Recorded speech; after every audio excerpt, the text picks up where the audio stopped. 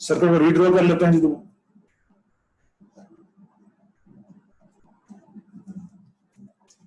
6 kilo ohms,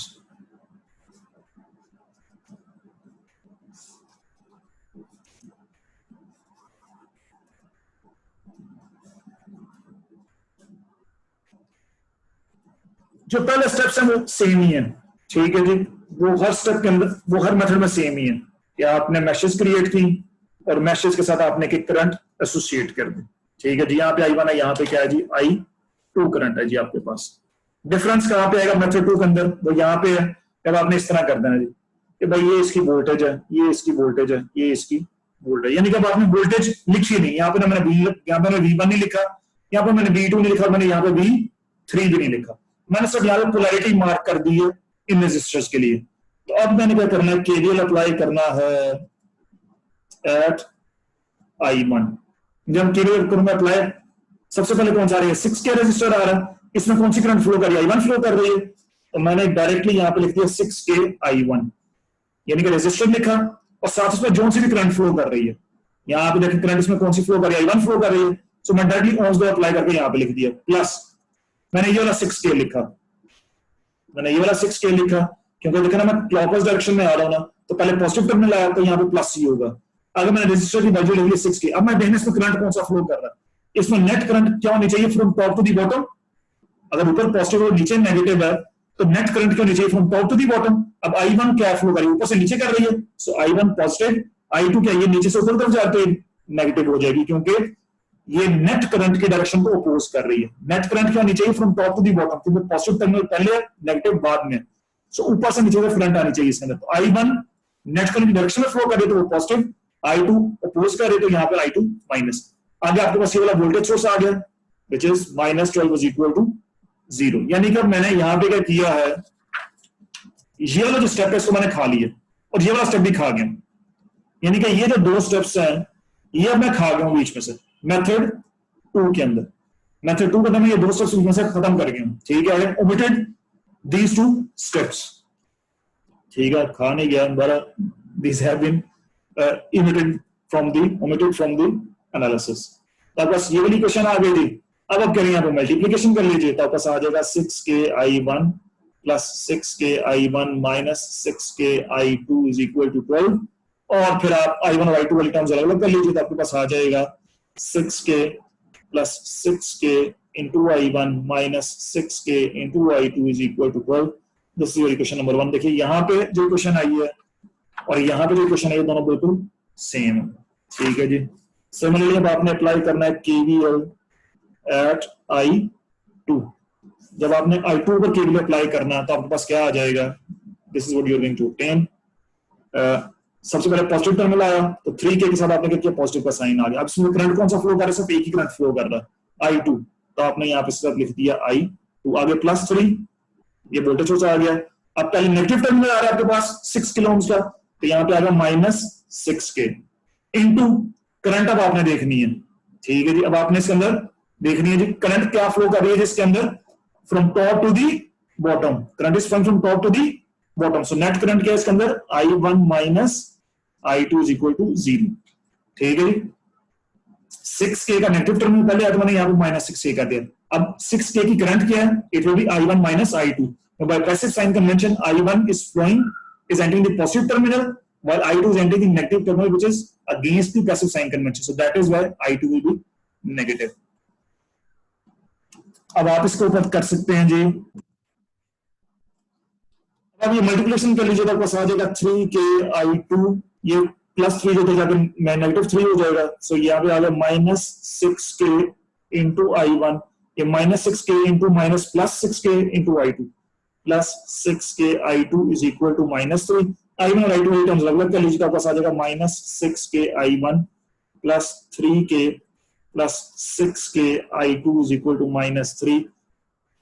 तो अभी आप देखिए आपकी क्वेश्चन नंबर 2, इस केस में जो मेथड 1 था, जो मेथड 2 आप अंदर दोनों केस में अंदर आपकी क्वेश्चन नंबर 1 और क्वेश्चन नंबर 2 बिल्कुल सेम आई है।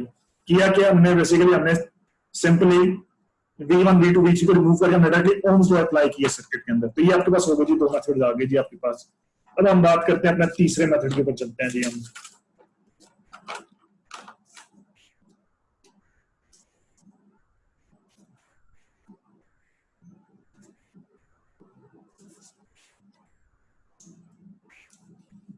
Let me draw the circuit.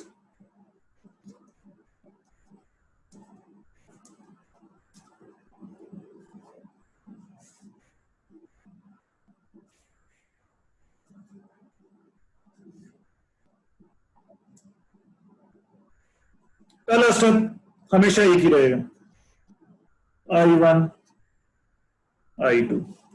अब हमने यहाँ पे अप्लाई करना है जी, केवीएल अप्लाई करना हमने, ठीक है।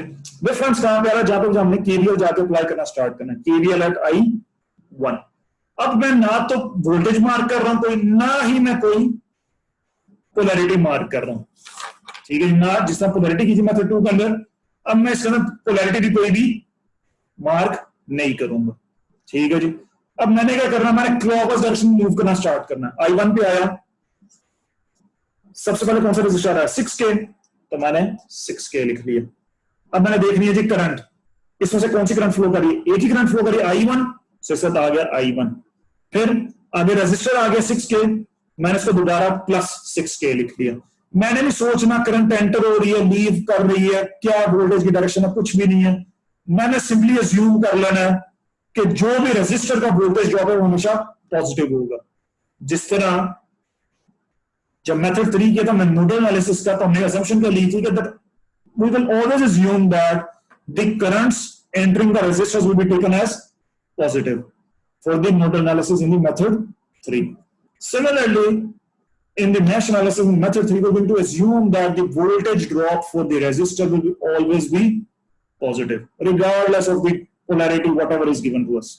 ठीक है जी, mesh से भी आपने अप्लाई करना है, आपने यही assume करना है कि भाई जी इसके अक्रॉस जो वोल्टेज है ऑलवेज भी पॉजिटिव। मैंने 6K के साथ पॉजिटिव का साइन लगा दिया।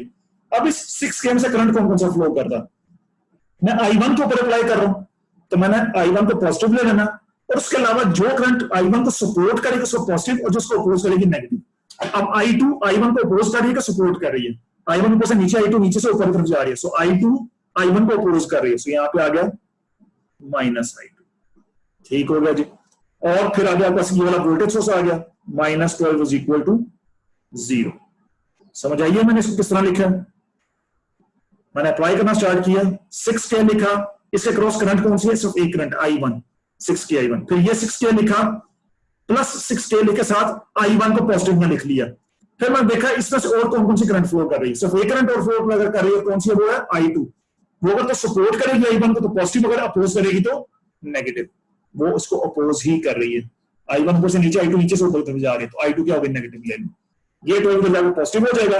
अब I1 वाली टर्म्स अलग कर लीजिए और I2 वाली टर्म्स अलग कर लीजिए, तो आपके पास क्या आ जाएगा, you will obtain 6K plus 6K I1 minus 6K I2 is equal to 12। Equation number 1 देख लीजिए, आप कंपैरिजन कर लीजिए, सेम इक्वेशन आ रही है आपके पास, ठीक है जी। यह नहीं कहा आपने कि आपने ये वाला स्टेप भी अंदर से गायब कर दिया, ठीक है। जब आपने डायरेक्टली इक्वेशन लिख रहे हैं, माना चले यहाँ पे भी आपको समझ नहीं आएगी, आपको यहाँ पे जाकर बेहतर समझ आएगी इसका फायदा क्या हुआ। अब मैं I2 पे केवीएल अप्लाई करने लगा, क्लाउड में चलना स्टार्ट हो, सबसे पहले 3K के थ्रू करंट कौन सा फ्लो कर रहा है, I2 फ्लो कर रहा है, सो I2 ये 3 वोल्ट आया, पहले पॉजिटिव टर्मिनल आ रहा है, सो +3। आगे आया ये 6K आया, आपने पॉजिटिव 6K लिख लिया, ठीक है जी। और अब आप अप्लाई किस पे कर रहे हैं, I2 पे अप्लाई कर रहे हैं, तो ब्रैकेट में I2 पॉजिटिव। अब आपने देना I1 अगर तो उसको सपोर्ट कर रही है तो पॉजिटिव, अगर अपोज है तो नेगेटिव।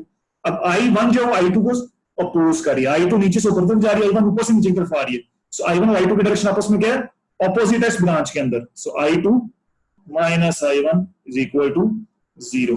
यहां पे ये डिफरेंस आया, यहाँ पे -6K into I1 minus I2 किया था, यहाँ पे मैंने +6K into I2 minus I1 किया। यहाँ पे नेगेटिव साइन अंदर ले जाइए तो ये वाली इक्वेशन बन जाएगी आपके पास, नेगेटिव साइन अंदर ले जाइए और बस ये वाली इक्वेशन बन जाएगी। तो एक स्टेप मैंने यहाँ पे और कम कर ली, ठीक है। नेगेटिव साइन और ये पोलैरिटीज मार्क करना, उनकी झंझट से मैं आजाद हो गया, ठीक है। अब आपके साथ I1 और I2 वाली टर्म्स इकट्ठी कर लीजिए, तो आपस क्या आ जाएगा, -6K I1 plus 3K plus 6K into I2, ये 3 पर जाकर नेगेटिव होगा, -3, और ये आपस बनेगी क्वेश्चन नंबर 2। देखिए जी क्वेश्चन नंबर 2 पहले भी यही थी, अभी भी क्वेश्चन नंबर 2 सेम ही आ गई आपके पास। ठीक हो गया जी। किया क्या मैंने मेथड 3 के अंदर, मैंने सबसे पहले लिखा 3 के, उससे करंट कौन सी I2, आगे ये +3 वोल्ट आ गया, आगे +6 के। ठीक है, मैंने नहीं देखना इसमें करंट की डायरेक्शन ऊपर से या नीचे से ऊपर है, जो भी करंट इसमें जो पोलैरिटी है, जब मैंने पोलैरिटी मार्क ही नहीं की, देखना पोलैरिटी मैंने मार्क ही नहीं की है, तो मुझे टेंशन ही कौन है पोलैरिटी क्या है, मैंने देखा ही नहीं कौन सी वोल्टेज पॉजिटिव है कौन सी वोल्टेज नेगेटिव है। ठीक है, देखना यहाँ पे मैंने V1 V2 V3 मार्क की है पहले मेथड के अंदर, तो मुझे मैंने उनकी डायरेक्शन का हिसाब रखा था कि भाई ये वाली वोल्टेज पॉजिटिव होगी, अगर इस लूप में तो V2 पॉजिटिव, अगर इस लूप में तो V2 नेगेटिव आ रही है आपके पास।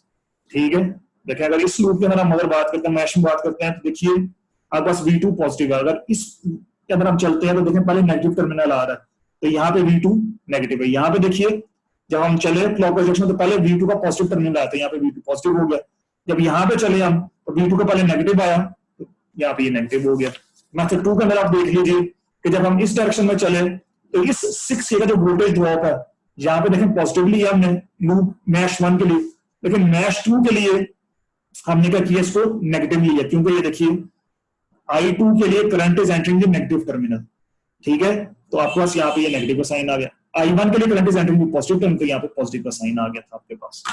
ठीक है, यहाँ पे देखिए यहाँ पे पॉजिटिव का साइन था क्योंकि current was entering the positive terminal. ठीक है, जबकि यहाँ पे I2 जो it is entering the negative terminal, so यहाँ पे फिर आपके पास नेगेटिव का साइन आ गया। आपने इस झंझट को पॉजिटिव नेगेटिव हमें पोलैरिटीज मार्क करेगा, हमने झंझट से आजाद कर लिया अपने आप को। हमने कहा भाई अब केवीएल डायरेक्ट इस तरह अप्लाई कर दें। 6K देखिए आप इसमें कौन कौन सी करंट फ्लो कर रही है, सिर्फ एक करंट है I1 इंटू I1, आगे ये वाला 6K लिख दिया प्लस करके, उसके बाद I1 के लिए अप्लाई करें तो I1 पॉजिटिव लिख दिया आपने, I2 अगर तो सपोर्ट करेगा तो पॉजिटिव, अगर अपोज तो नेगेटिव, I2 ऑब्वियसली उसको अपोज करे, सो माइनस I2। इसके अंदर जब हम आए 3K लिखा, उसमें से एक ही करंट फ्लो करी I2, तो मैंने यहाँ पे I2 लिख दी, और जब मैं 6K के ऊपर आया तो मैंने फिर प्लस 6K लिख दिया, I2 के लिए अप्लाई करें तो I2 पॉजिटिव लिख लिया। अब I1 मैंने देखना अगर तो अपोज कर रहा है तो नेगेटिव, अगर सपोर्ट है तो पॉजिटिव, ऑब्वियसली उसको अपोज कर, तो मैंने माइनस में कर दिया। देख लीजिए फर्क कोई नहीं पड़ता, हर केस के अंदर आपके पास अगर स्टेप बाय स्टेप भी आप करते हैं तो उसमें भी यही क्वेश्चंस आ रही हैं, आप अगर डायरेक्टली भी करते हो बस यही वाली इक्वेशन आ रही है। अब चौथा तरीका का रखे आपके पास, this is called as the inspection method, this is called as the inspection method. इसमें आपने क्या करना है जी, अगर आप I1 के ऊपर अप्लाई कर रहे हैं, मैं I1 के ऊपर केवल अगर अप्लाई कर रहा हूं, ठीक है जी, मैं अगर इसको ना थोड़ा सा इस तरह कर लेता हूं ताकि देखने में आसानी होती है। मैं I1 के ऊपर अप्लाई कर रहा हूं, ठीक है जी, तो जिस तरह इंस्पेक्शन मेथड में करता था ना नोडल एनालिसिस में, वही काम होगा मैंने इसमें भी करना। जितनी भी मैश करंट्स हैं वो आपने लिख लेनी है, कितनी मैश करंट्स है, 2 आपने पहले I1 लिखा और फिर आपने I2 लिख लिया। अब आप किसके ऊपर अप्लाई कर रहे हैं, I1 पे अप्लाई कर रहे हैं, तो I1 के साथ आपने पॉजिटिव लगा दिया और I2 के साथ आपने नेगेटिव का साइन लगा दिया। अब इस मैश में देखिए कोई वोल्टेज सोर्स है जी, ये वोल्टेज सोर्स लगा हुआ, वोल्टेज सोर्स का पहले टर्मिनल कौन सा आ रहा है, नेगेटिव आ रहा है, सो यहाँ पे -12 इक्वल टू 0। अब इनके कोएफिशिएंट्स क्या होंगे I1 और I2 के, I1 जिस रेजिस्टर में से फ्लो कर रहा है, I1 जिस रेजिस्टर में से फ्लो कर रहा है वो आपने एड अप यहाँ पे कर देना। ये 6K में से भी फ्लो कर रहा है, इस 6K में भी फ्लो कर रहा है, तो यहाँ पे आ जाएगा 6K प्लस 6K, और फिर आपने देखना है I1 पे अप्लाई कर रहे हैं और यहाँ पे आ गया I2, तो आपने देखना है I1 में I2 के दरमियान कॉमन रेजिस्टर कौन सा है, इस 6K में से देखें I1 भी फ्लो कर रहा है और I2 भी फ्लो कर रहा है, so this register is common between I1 and I2, तो यहाँ पे आ जाएगा 6K। ये जो 12 है जब ये राइट हैंड साइड पे जाएगा तो पॉजिटिव हो जाएगा, so is equal to 12। Similarly for I2, पहला स्टेप क्या आपने किया, आपने लिख दिया I1 भी लिख दिया, आपने I2 भी लिख दिया। अब आप किसके लिए अप्लाई कर रहे हैं, I2 के लिए अप्लाई कर रहे हैं, तो I2 पॉजिटिव ले लिया और I1 नेगेटिव ले लिया। फिर आपने देखना वोल्टेज सोर्सेस, ये वोल्टेज सोर्स पहले पॉजिटिव टर्मिनल आ रहा है क्लॉकवाइज डायरेक्शन में, सो +3 इज इक्वल टू 0। अब I2 के साथ क्या आएगा कोएफिशिएंट, I2 जिस रेजिस्टर में से फ्लो कर रहा है वो सारे ऐड अप करके आपने यहाँ पे इसके साथ लिख देने हैं। I2 फ्लो कर रहा है 3K में से और इस 6K में से, तो यहाँ पे क्या आ जाएगा 6K प्लस 3K। और फिर I1 के साथ क्या आएगा, I2 और I1 के दरमियान जो भी कॉमन है, I1 और I2 के दरमियान जो भी कॉमन है वो कौन सा है, 6K। 6K में से I1 भी फ्लो करे और I2 भी फ्लो करता है। यहाँ पे क्या आ गया आपके पास 6K। ये जो +3 है जब ये राइट हैंड साइड पे जाएगा तो -3 हो जाएगा, so it will be equal to -3। अब आप देख लीजिए एक स्टेप के अंदर I1 और I2 की इक्वेशन लिख ली है मैंने, और हर केस के अंदर आपकी इक्वेशन नंबर 1 और इक्वेशन नंबर 2 एग्जैक्टली सेम आ रही है। बेशक मेथड 1 है, बेशक मेथड 2, बेशक मेथड 3, बेशक मेथड 4 है। This is called edge inspection method. ये आपका सबसे मेरे ख्याल से रिकमेंडेड मेथड 3 है, तो उसमें गलती की गुंजाइश सबसे कम है। 1 और 2 में स्टेप्स बहुत ही ज्यादा हैं, इतने स्टेप्स भी अब आपस करने का टाइम नहीं होगा, ये अब कर ले तो आपके लिए बेहतर है। मैं मोस्टली इसको बाय इंस्पेक्शन मेथड ही करता रहूंगा। किस तरह, I1 पे अगर आप अप्लाई कर रहे हैं तो I1 पॉजिटिव, बाकी सारी करंट्स नेगेटिव। फिर मैं देना I1 जिस रजिस्टर में से फ्लो कर रहा है सारे वहां पे उनको आपस में ऐड अप करके यहाँ पे लिख देना। फिर I1 और I2 के जो सा भी कॉमन रजिस्टर वो यहाँ पे आ जाएगा। सिमिलर जब I2 के ऊपर आया, I2 जिस इसमें से फ्लो कर रहा है वो सारे रजिस्टर यहाँ पे आ गए, और फिर देखना कॉमन जो भी रजिस्टर वो I1 के साथ आ गया। नोडल एनालिसिस में देखते थे उसका रेसिप्रोकल लेते थे रजिस्टर्स का, यहाँ पे हम उनका रेसिप्रोकल नहीं ले रहे बल्कि एज इट इज लिख रहे हैं। ठीक है जी। सो केवीएल अप्लाई करें, किरचॉफ वोल्टेज लॉ अप्लाई करके हम ये करंट्स की वैल्यूज फाइंड आउट कर सकते हैं। अब सारे केसेस के अंदर अब 4 के 4 मेथड्स के अंदर आपके पास equation number 1 equation number 2 exactly same आ रही है, तो इनको साइमल्टेनियसली सॉल्व कर लीजिए। So by simultaneously solving, by solving 1 and 2, I1 will be equal to 0.75 milliamperes and I2 will be equal to 0.5 milliamperes by solving। तो यहां पे हमने सबसे पहले क्या लिखा था, I0 की वैल्यू क्या है जो हमने फाइंड आउट करनी थी, I1 minus I2। So I0 is equal to I1 minus I2, so it will be equal to 0.25 milliamperes। So by using mesh analysis, we have found out the value of the I0। ठीक है, so इस तरह आपने mesh analysis perform करना है किसी भी circuit के ऊपर। ठीक है जी। इंस्पेक्शन मेथड इजी है, डायरेक्टली लिख लिया हमने क्वेश्चन, ये मेथड भी इजी है। ठीक है जी, कोई पोलैरिटीज मार्क नहीं की, 6K into I1 plus 6K लिख लिया, फिर I1 के ऊपर अप्लाई करें तो I1 पॉजिटिव ले लिया, बाकी जितनी भी करंट्स को नेगेटिव ले लिया। अब ये वोल्टेज सोर्स आएगा -5 इज इक्वल टू 0। तो ये तो आपने केवीएल अप्लाई किया जिस तरह आपने चैप्टर नंबर 2 के अंदर सीखा था। ठीक है जी। जब यहाँ पर आया आप, ठीक है जी, तो आपने क्या किया, I2 पे अप्लाई कर रहे हैं। सो पहले 3K आया तो 3K into I2, फिर ये वाला वोल्टेज सोर्स आ गया +3, फिर आपने प्लस 6K लिखा, अगर I2 को अप्लाई करें तो I2 को पॉजिटिव ले लिया, बाकी करंट्स को नेगेटिव ले लिया, डिपेंडिंग को वो अपोज करेंगे सपोर्ट करेंगे, इक्वल टू 0। ये मेथड बड़ा अच्छा है, रिकमेंडेड है। Why? Because you already practised applying KVL in chapter number 2, so that is I highly recommend that you should practice by using method 3, and this is the inspection method. इसमें आप directly भी question लिख सकते हैं। अब कुछ zero examples करेंगे and then we will see that we will gradually increase the level of the difficulty।